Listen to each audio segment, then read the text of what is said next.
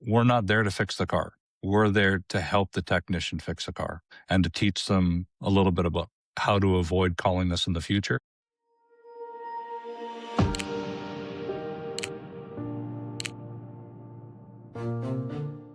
Today, I'm joined by two who've lived the path of frustration like we all do.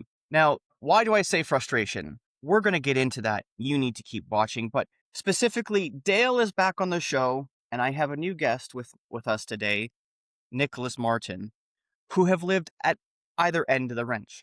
What do I mean by that? They were technicians, and they are now technical support. We'll get into details into a little bit how much technical support a little later in the episode, but we've got them on the show today to help you guys be better. Let's give a little background. Dale, Toyota Master Technician, Toyota Skills Competition National Champion, former Fixed Operations Manager for Nissan, and now Fixed Operations Manager at Nissan Canada. He spent years in technical support, helping technicians through the challenges and navigating the tough stuff, hard to diagnose stuff, product concerns, safety investigations, so on and so forth. Nicholas, joining us for potentially the first time, depending on how things are going, joining us from Australia. If you hear that word and realize that, if you remember, Dale is a couple hours behind, Nicholas is many hours ahead. So coordinating this, please give both of them a big piece of gratitude for making this happen today, because this is a challenge with the time zone. So thank you very much to both of you. Nicholas is now a technical manager with Hyundai Motor Company. He's, again, diagnostic technician turned technical support, liaison between technician and the OEM. He's worked directly with dealer technicians as well as factory engineering, quality reporting, tribunal access, technical bulletins, the works. So what are we going to get into today? The biggest deal here is we want to make your life easier as technicians. We want to help you accelerate through the hard stuff. So what are we going to get into? What do you guys ask them? What do they see on a regular basis? What makes a case that they get easier or harder for them to solve? Maybe taking the next step, how to help them ask better questions, meaning you guys. How do we get you guys to ask better questions to get better answers for them? And lastly, one of the most important things that I think we need to discuss today, and we're going to get to at the end, is how to take the leap from technician to technical support. What do you guys need to do to learn, to experience, to do what they do every day? So ladies and gentlemen, please welcome Nicholas and Dale to the Wrench Turners podcast. Gentlemen, thank you very much for coming to the show today. Hey, Josh, thanks for having us. You're most welcome. Josh. Most welcome. So let's tuck into the first little bit. What makes a case in either circumstance easier or harder to solve based on the first question is what do you guys see regularly that perhaps should be either super easy to solve or the opposite end, super hard to solve? Now, I know you guys need to be careful here, but at the same time, I think base principles are probably the thing that happens the most often. Would I be correct, Nicholas? Yeah, I think without cutting Dale off first, I think the biggest thing that we see is, the quality of information that's provided or the lack of there. And, sometimes you're going to get a problem which is a straightforward diagnostic path or tree. The guys can follow a DTC code and, it'll have a tree most of the way and they can follow it, right? And if they're just looking for backup or support on how that goes, then it's best that they provide the information for every step that they've done or whatever test they've done. And sometimes they just skip and say, hey, check the DTC, all good. And, Dale will probably agree with me. We don't work in the realm of okay or all good. We work in the realm of numbers and direct values. So when we hear certain things like that, it makes our lives very difficult. But yeah, I think that is the easy side of it. The more complex side of it is where we do have skilled guys and they provide all the tests. And then we ask ourselves, hey, okay, we've run out of things to ask immediately. And that's kind of that point where we then have to say, hey, well, we got to move forward with a visit or, ask the factory for a bit of support before we go. That's kind of what I see a bit. But I'll let Dale go and see what see what he thinks. Yeah, I agree. 100%. We have to be, the number one thing that I think I see is guys skipping steps or not being specific with their testing. So they might see a value in the service manual of, 60 ohms for a CAN bus, and they think 75 ohms is okay. So they'll test a circuit and go, "Oh, it's okay. We'll move on to the next step." Because it's not okay, they'll mess themselves up, right?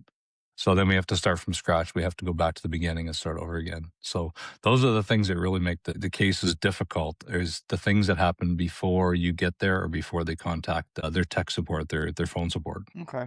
So as usual, we're talking about communication, right, gentlemen? We're Yep. talking about providing all of the details. So let me put it into my words here for a second. Let me see if I can succinctly give this. I remember many moons ago, somebody told me my stories were too detailed. In this circumstance, this is kind of proof in the pudding. There is no point where a well-worded, well-described, well-detailed story isn't of value. I understand that the customer isn't going to understand 98% of what we write on the work order. But here's the deal. If you get through, say, an hour of diagnostic and you're still scratching your head as a technician, but you have all the notes already in the work order and you have the details of each step of diagnostic you want to, and to both of Dale and Nicholas's point, if you have the literal test number, say as the example given, whatever the circuit was supposed to be, the ohm reading was supposed to be 60 and the test was 75, you've put that you've tested it and found 75 ohms. That detail going through those steps is of no value to the customer, but every value to two of the most important people to make sure you get paid. One, the warranty administrator / auditor, and two, the technical support guy that's got to go through your story and read your story, because you're not necessarily on the phone. It might be an email, might be a ticket. They're reading those things. Okay, this is the test I expect to see. This is the output I expect to see. This is the test that I see. This is the output that I expect to see. This is the test that I see. That says 75. It's supposed to be 60. Do we have an allowable window? If the allowable window is 15 ohms, we're okay, but it's something that's I'm suggesting, Dale and Nicholas, that your mind, okay, if I have a plus minus of 15 ohms and it's at the literal max limit, let's read the rest, but flag it in our mind to go through, okay, they've done this test, this test, this test, test. Everything else is okay, but we have a high limit. Maybe that's where we start. That's a logical step to start. Without that number, they can't do their job in technical support. So be detailed. You could even so much to say is you copy paste the diagnostic tree from wherever it happens to be, and then just put the answers to the questions as you go down. Like, it's not difficult, ladies and gentlemen. It is that simple. You give them the good information, they give you the good information. Now, when you guys have, we're going to use this. This is a great example, Dale. Thank you. When you have this kind of output where you have something that someone has said good versus 60 or 75, how do you have to communicate? Like, does it take a long time to get them to go back through to say, okay, where in here isn't detailed enough? Can you please correct it? What do you have to say? What do you have to do? First, No, go ahead. no, good. I mean, like, I think for us, normally we have to start fresh every time. So, they might provide you a whole bunch of information as to where they're at, right?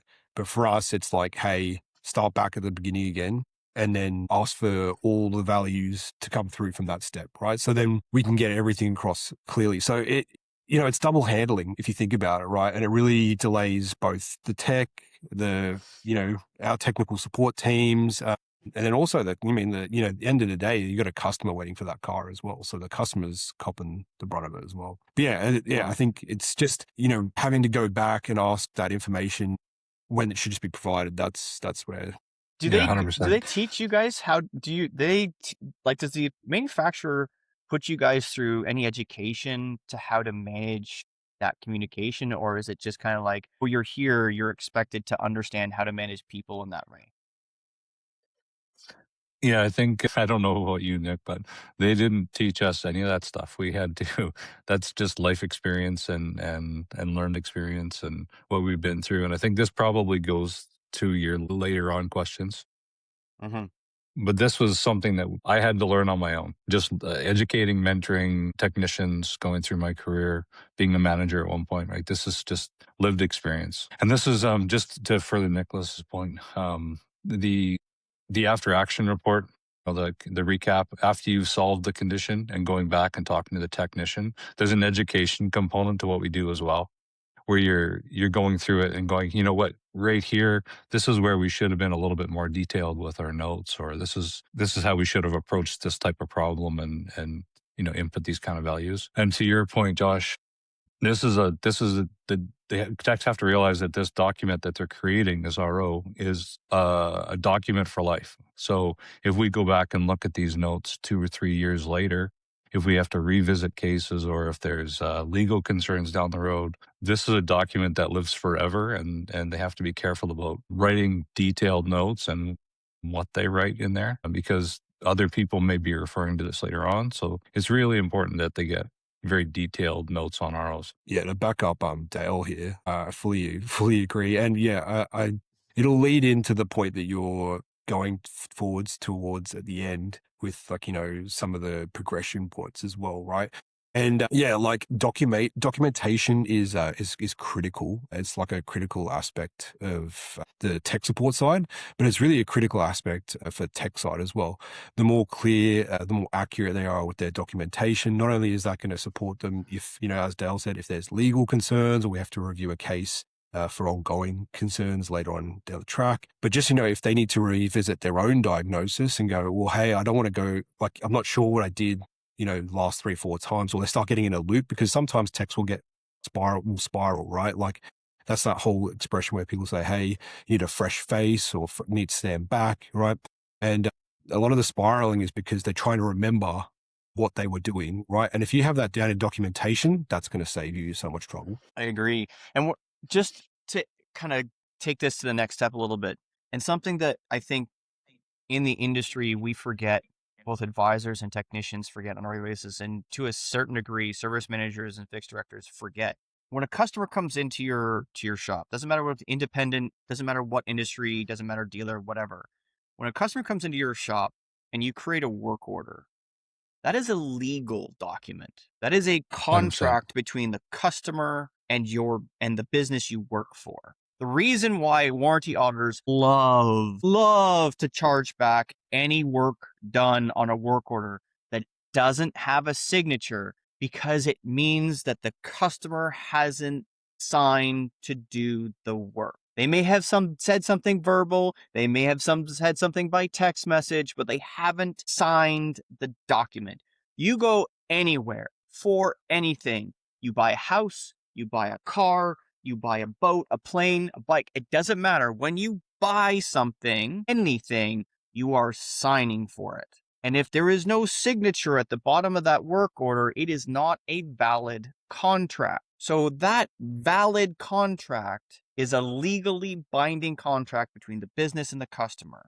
You have to remember that. So your notes as a technician, your notes as a service advisor on that work order, as they both said, it is a forever document. It is a forever legal document that your name, your license potentially, especially here in Canada, because we are liable for what we are liable for as technicians in Canada. It's not necessarily the same way across the planet, but at least in Canada, as a licensed professional, you are liable for what you do on that work order, both actions and written word. So it is in your best interest to write well, write clearly, and write detailed. To the next point. So, improving communication. Let's talk about this a little bit more before we move on. Is there something specifically that you guys did, maybe a book, maybe a person, maybe a course that you guys perhaps individually took at one time or another to help you? Because I know, Dale, you talked about life experience as well as being a leader in the shop at one period of time, but that's on the job stuff, just kind of managing and looking. Is there something specific that you could name that somebody out there could say, I could go do that too, and learn a bit about communicating in that fashion?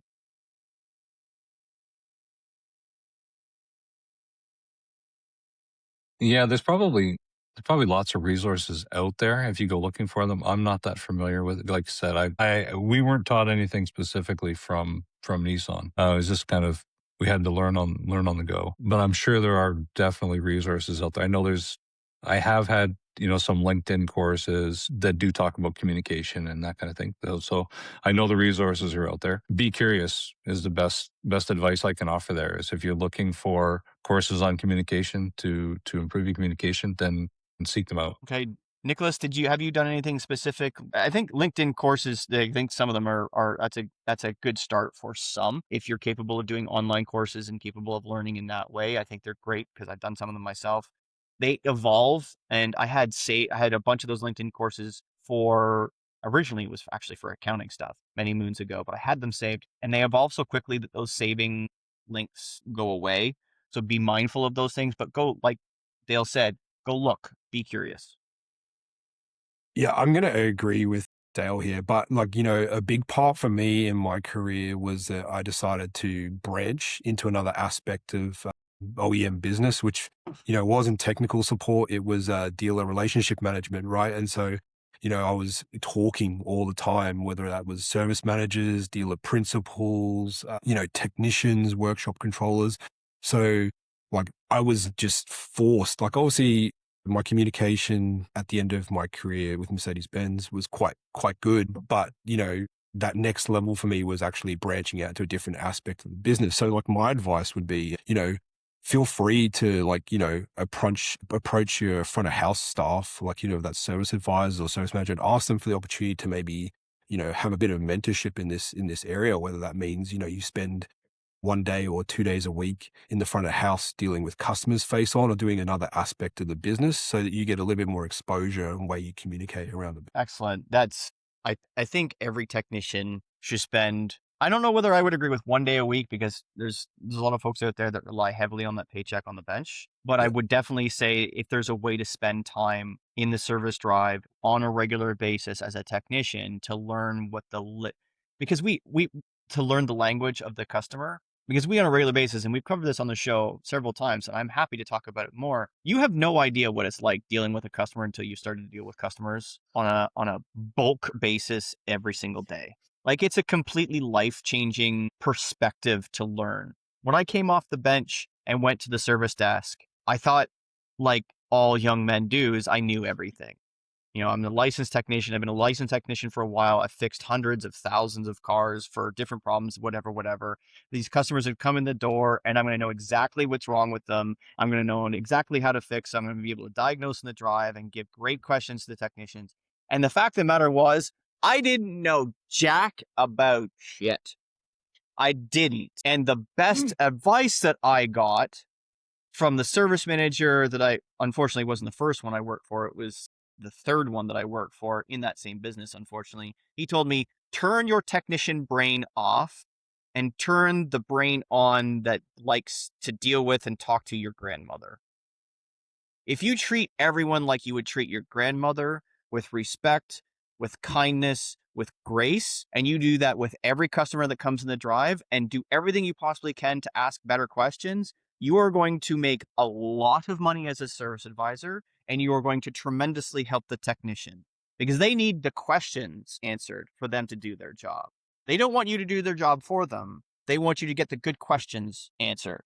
And the customer wants you to deal with them kindly because they don't know what's going on. They don't want to get fleeced. They want to be taken care of. So I think to both of your points, learning that communication, that customer service stuff, if you can get yourself in the drive as a technician, and conversely, if you can get yourself in the bay somehow as an advisor, even just to hold wrenches and grab tools off the tool cart that's sitting beside the car for a day every once in a while to understand how hard the job in the shop is, that back and forth and understanding that communication is going to accelerate both your ability to make money and your ability to advance your career. So I think that leads us to the next bit, is the questions themselves. Because we want lots of detail in the technical support ticket or on the phone, is there maybe a question or a series of questions that you have in your mind on a regular basis that you that's the question that needed to get answered or get asked? Sorry, Nicholas. Is there? Do you have one or two of those that are kind of like nugget, like the perfect question? I suppose the big one is,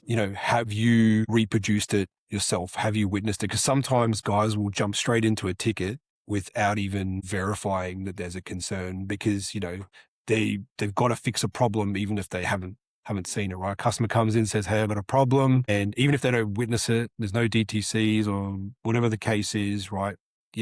It's that whole, if you can't see it, you can't fix it, right? And I say that with a grain of salt because that is like a 90% case. There is cases where, we have to solve a problem without seeing it, right? Because, sometimes there's intermittent faults where it's like months and months and months without this thing playing up. But I think that's the big one. The very first one would be, have you experienced it yourself, right? Can you reproduce it? This is the big ones. And if you can reproduce it, telling us exactly how you can reproduce it, right? Because, it might seem insignificant to a tech, but to us, it might help us process and go, hey, this is the path we need to go. Because they said, if the window doesn't go down at the same time, that leads us into the interior can or something, something like that. So it's really critical that they reproduce it, they tell us how they reproduced it, and then, we can then put a process behind them to see how you're going to tackle it. Awesome. Dale? Yeah,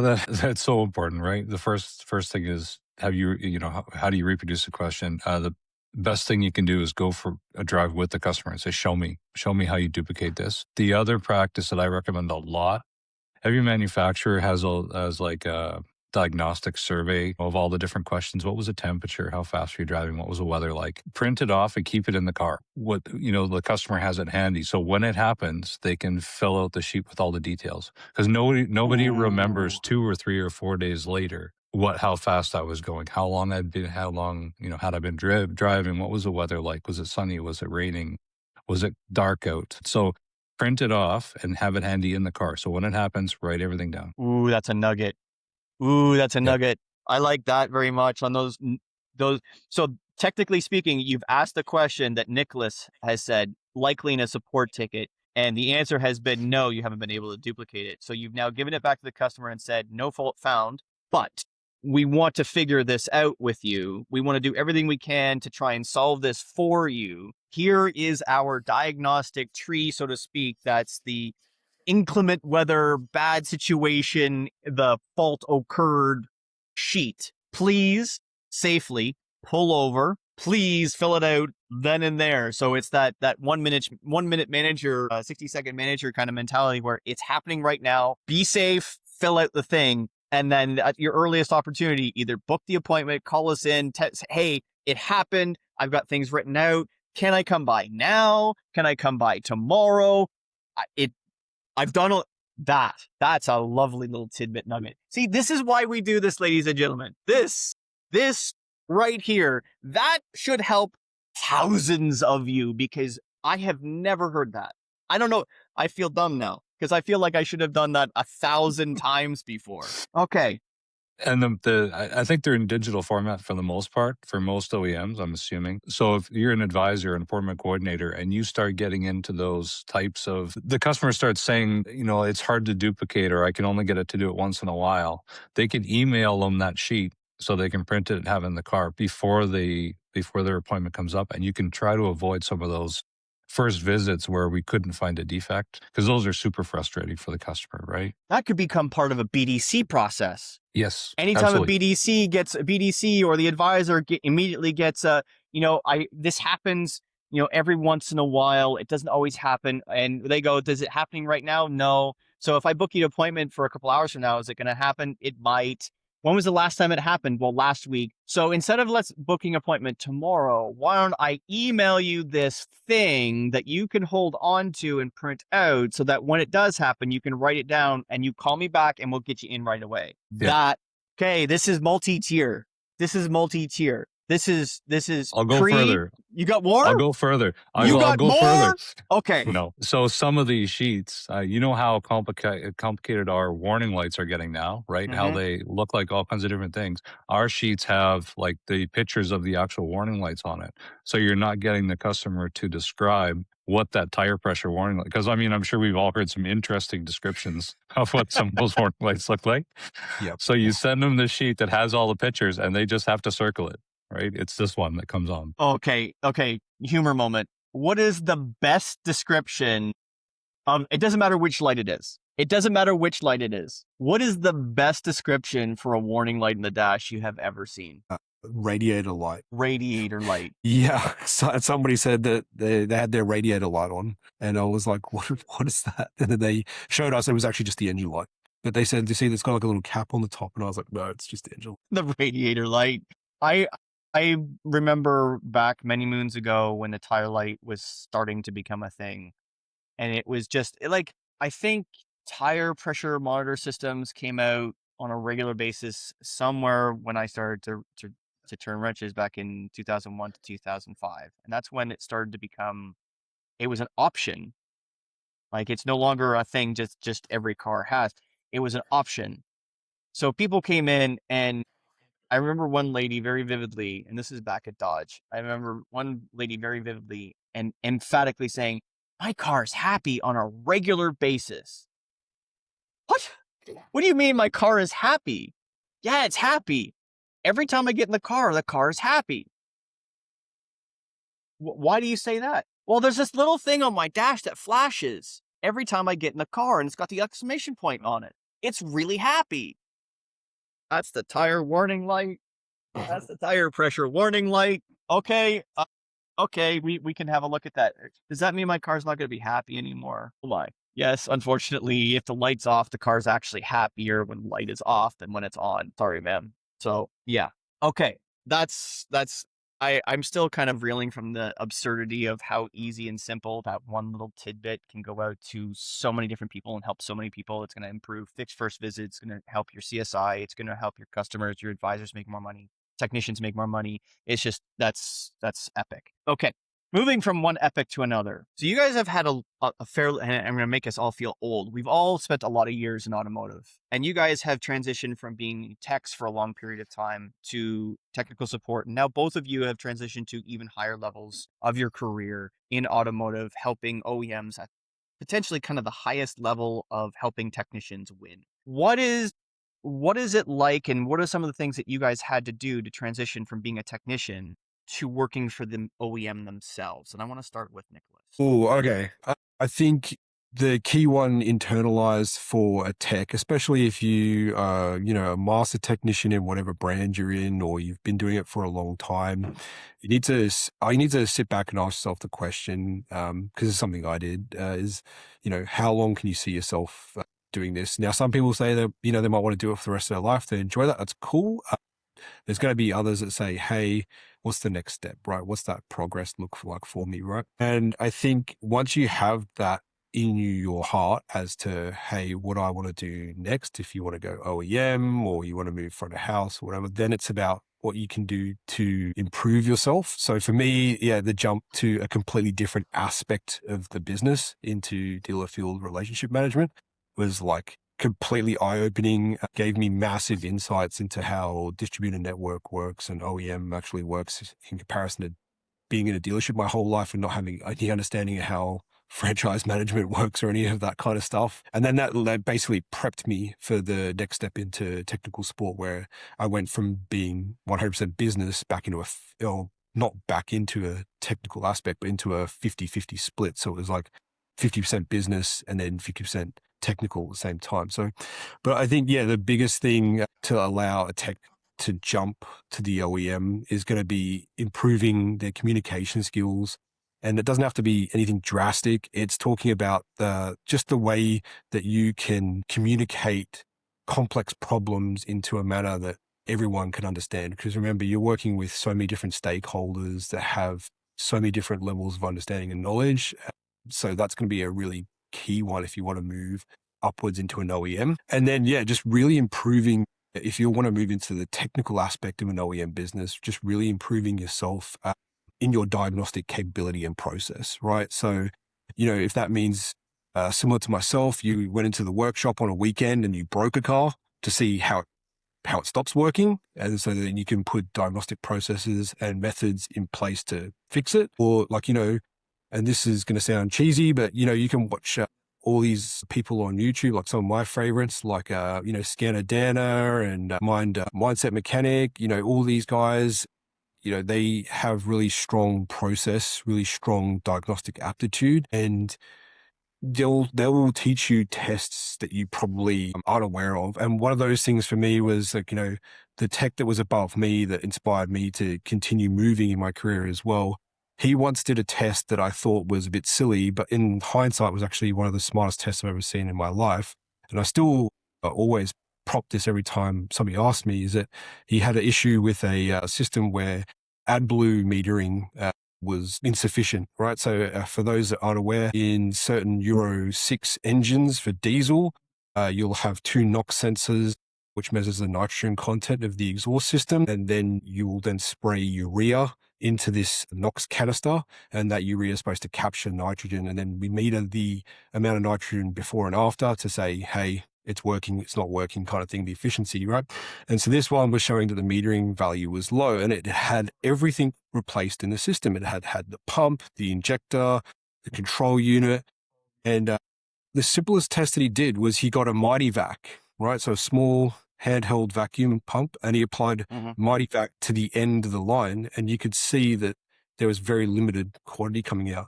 And when he undid the main tank union to shift the sender unit, all of a sudden the flow was quite heavy. So all it was a pinched line with inside the tank that nobody could see, right? And so, this is one of those things that I would strongly support growing technicians that want to move into OEM business, is that, they have strong system knowledge, understanding, but also the way that they diagnose problems doesn't have to be exactly as the book says, thinking outside the box and some of their test approaches as well. Awesome. That's one of the interesting things is to hear, because I had Jamie on the show a couple of weeks ago, and I'm looking forward to publishing his episode. But one of the things that he's done, and he said similarly, is to your point, breaking things and figuring out how they broke, right? You know how they broke, but how do you figure out how that broke without knowing that you broke it, right? Something that you, instead of waiting for an onslaught of cars to come into your bay or into the shop and going, I have to diagnose this, give yourself the opportunity to learn on stuff that exists, whether it's your own vehicle or go to the used car manager if you're blessed at a dealership, and say, hey, I'm it's a little bit slow right now. There's no appointments for the rest of the day. Can I bring a couple of used cars in of the brand, whatever that you're working on, and say, hey, I want to break this. Obviously, I don't want to break it, but I want to break this and figure out how to diagnose it, because I want the opportunity to learn on the fly. Because the diagnostic times, getting paid for diagnostic times, and then subsequently the repair that comes afterwards, is one of the biggest struggles of technicians today, whether it's independent or whether it's dealer, whether it's aviation, boats, or cars. They struggle. Diagnostics is one of the most difficult things to learn, and unfortunately also one of the most challenging things for many to get paid for. There's lots of talk about doing free diagnostics, and there's lots of things about how chopping the times on diagnostic repairs and so on and so forth. So putting yourself in a position to learn more, so not just so that you can make more money as a technician, but also giving yourself the opportunity to take it to the next level if that's something you want to do. We're talking about leadership, we're talking about communication, we're talking about really being really great at process. Dale, what's perhaps something for you that you did similarly, differently, that helped you transition from technician? I realize you went from technician to a store manager of sorts. You're a fixed manager, and then you went to the OEM. Where in there was would you say your catalyst? Yeah, so the management side of it was certainly beneficial in learning, how the business really worked, the different stakeholders in the business and the OE that are kind of involved. There was a time where I went from fixed operations manager back to being a technician because I liked fixing cars. more than I like dealing with customers. So that was a learning that I had to go through. So that was something that did teach me a lot about, my skill set and where I needed to improve, right? I found I liked fixing cars a lot more than I liked dealing with customers. So I went back to doing that for a little while. Mm-hmm. So I think some of the things you can do, the technicians can do, is to make sure that you're the guy or the gal who really wants to take on those tough problems. So running and hiding when that ticket comes in the door for an intermittent diagnostic concern, because you want to make money doing breaks or whatever. Like, you want to make sure that you want to take on the tough problems, and you want to be the person in the shop who others come to when they need help. Mentoring skills are super important, because in our job there's a lot of teaching that goes on. We don't, and I don't know if technicians have this image, or maybe other OEs do it differently, but we're not there to fix the car. We're there to help the technician fix a car, and to teach them a little bit about how to avoid calling us in the future, how to deal with some of those problems on their own and develop the processes on their own, Mm-hmm. so they don't need us as much going forward. So be the person in the shop that takes on the tough problems. Be willing to take on the stuff that nobody else wants to do. Mentoring is super important. And something I think a lot of technicians overlook is the importance of networking in our business. So techs think that networking is just something for, bankers and managers and GMs and that kind of thing. Getting to know your OE reps, if you're at a dealership, when they come in the store, make sure you have you sit down and talk to them and ask them what's going on in the industry, and getting to know them, getting to know your vendors, right? The vendors that come into the store for different reasons, getting to know them, getting to know people at other OEMs. That played a big part in my getting the role with Nissan, is that I had the contact with, the RG, the regional general manager for Nissan at the time. And when I saw a posting for the job, I reached out to him and said, "Hey, I'm interested in this. Can you tell me a little bit more about it? Available, what kind of things would I be doing?" Had that conversation with him, and, we got along really well. And I think he put a good word in for me. So my interview went better, and so on and so forth. And that helped me get the role. The person who replaced me was a technician that I'd worked with on a number of occasions, and he was a phenomenal tech. And as soon as the job was posted, he came to me and asked about it. What kind of things would he be doing? Yada, yada, yada. And I put in a good word for him with his hiring manager, because I'd worked for them and I knew him. Mm-hmm. So the networking part of the business is something that a lot of technicians overlook, and they should spend a little bit more time on. That's awesome. I think networking has been said now, I want to say at least a half a dozen times in the last year and a half, maybe more times than a half a dozen, as something that we as technicians don't do enough. Right. And one of the challenges with that, and I think it comes up regularly, ladies and gentlemen, is that we talk about making friends with other mechanics. Please do. You need to build that network from a mental health side of things. We need to have more people to talk to, more people to get more perspectives from. And I wholeheartedly agree. We need to talk to more mechanics and have more mechanic friends, at least people we're friendly with and be able to conversation with. We're talking about different brands, independents, different industries to get those perspectives. But getting networking access to general managers, to fixed directors of other stores. And then, as Dale said, going to the next level, making relationships with the vendors that come in your shop, whether it's marketing vendor, whether it's the tool vendor. And I'm not talking about the Snap-on guy. I'm talking about the guy who supplies the special service tools to your brand, or the Worth guy, or those people. One of the things that we forget as technicians is if a vendor supplies the service department with anything, the most valuable asset to that business is technicians. So if you as a technician say I've been turning wrenches for 20 years. I'm a licensed tech. I hurt my shoulder. I can't pull anything at all with my right arm anymore. But I love being a technician. I love diagnosing problems. Those vendors, as well as the OEM, are now a very viable next step. Yes, you're going to have to figure out how to get through probably making a little bit less money off the get-go, because once you are 20 years in this trade and you're doing really well and you're really happy about being here, you're going to be making a lot more money than most of these positions will pay off rip. But if you've hurt yourself and you want to stay around the business, these vendors, these networking opportunities that you have facilitated over the last 20 years become a very valuable asset. And to Nicholas' point, understanding process, and I want to just kind of double click on this a little bit. Understanding process better than anyone else, and to Dale's point, knowing the systems inside and out is going to give you a ticket to those vendors as well as to the OEMs. Because if you know the systems inside and out, those vendors are going to be like, hey, you've got 20 years with Mercedes. Hey, you've got 20 years with CDJR. We work on these systems and we are building out new platforms or systems or products based on that system. You are now an invaluable asset with 20 years of knowledge, of high level knowledge on the system they're trying to either come up with a solution for, a cleaner, a product, a tool. You're an invaluable asset. So in terms of your career as a technician, it doesn't have to just be technician or apprentice, technician, shop foreman, service manager, fixed director, maybe GM, because there's a whole bunch of us out there now that are GMs.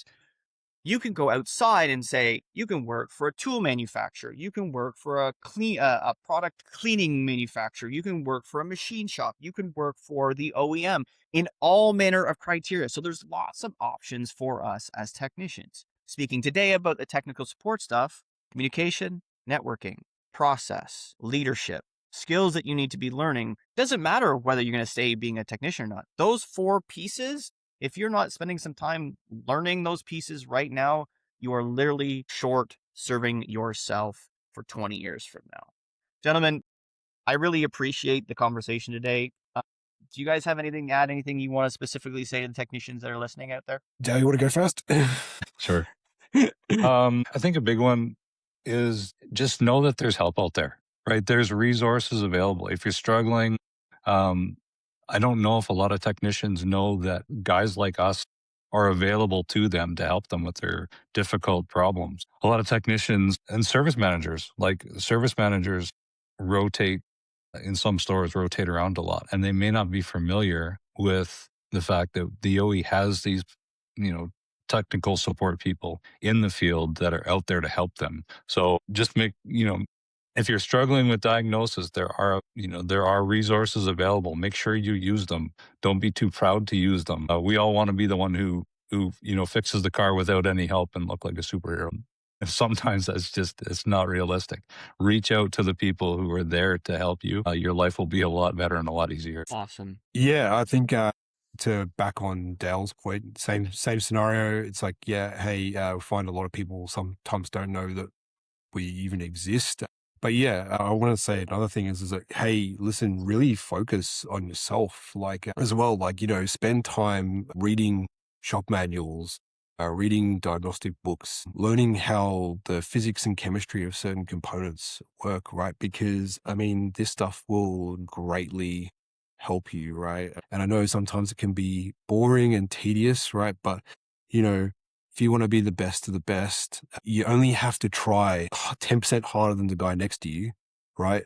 And then if you just keep adding that and adding that and adding that, before you know it, you'll be the best in the country, or the best in your state or region. Now, if I'm not mistaken, all 3 of us have been in and placed in top 20 in our brand for skills competitions. And to iterate that a little bit more appropriately, all 3 of us have spent time, energy, and effort outside of the day-to-day to learn our craft, improve our communication, improve our network, improve our base education on the products and systems and processes within the brands that we work for, and have taken it, what I would say, that the next level or next levels or the next potential levels of what we do as mechanics, and turn it into a career for the last, I think all 3 of us are well over 20 years in this industry. So if you want to grow as a mechanic, you can grow as a mechanic and just double down all the processes and systems. If you want to grow more than that, grow as a mechanic and as a human, learning leadership skills, learning communication skills, networking, finding mentorship, finding a group of men and women, depending on how you see fit. But for me, it's improving that group of men around me on a regular basis. That group, that network, that education, that leadership, that mentorship has changed my life, especially in the last 4 years. I don't know what I would do without you guys. I really appreciate you both. Thank you very, very, very much for the time today. I hope all of you out there listening to the show, watching the show, I hope you enjoyed the show today. hope you subscribe. Make sure you hit that subscribe and that like button. I really appreciate it. And as always, ladies and gentlemen, negative pushes, positive pulls, and always clean your toys before you put them away.